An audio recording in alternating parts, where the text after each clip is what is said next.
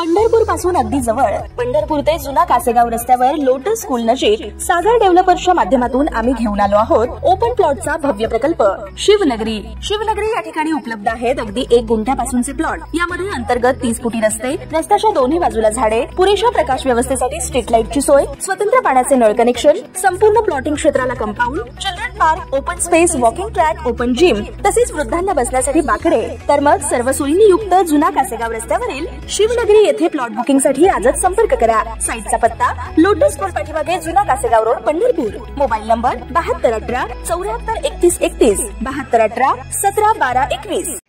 ताज्या घडामोडी पाहण्यासाठी आमच्या YouTube चॅनलवरील PVR म्हणजेच पंढरी वार्ता या न्यूजला सबस्क्राइब करा आणि शेजारील बेल आयकॉनवर क्लिक करा।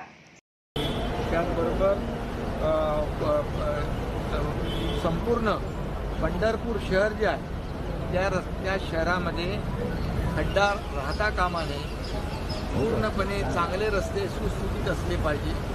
वारकऱ्यांना कुठल्याही प्रकारचा खड्ड्यांचा त्रास होऊ नये यासाठी विशेष 10 कोटी रुपये देखील त्यांना दिलेले आहेत। त्याचबरोबर नियोजनासाठी जे 5 कोटी होते तर ते 10 कोटी केले आपण आणि त्याचबरोबर ग्रामविकासचे देखील 5 कोटी होते तेही 10 कोटी आपण केले आणि त्यामुळे नियोजनामध्ये कुठेही खंड पडू नये यासाठी सर्व उपाययोजना केलेल्या आहेत। राज्याचे उपमुख्यमंत्री एकनाथ शिंदे हे कार्तिकी एकादशी महापूजेसाठी पंढरपुरात दाखल झाले असून याही वेळी एकनाथ शिंदे हे शहरात फेरफटका मारून पाहणी करणार का याची उत्सुकता शहरवासियांना लागून राहिली आहे।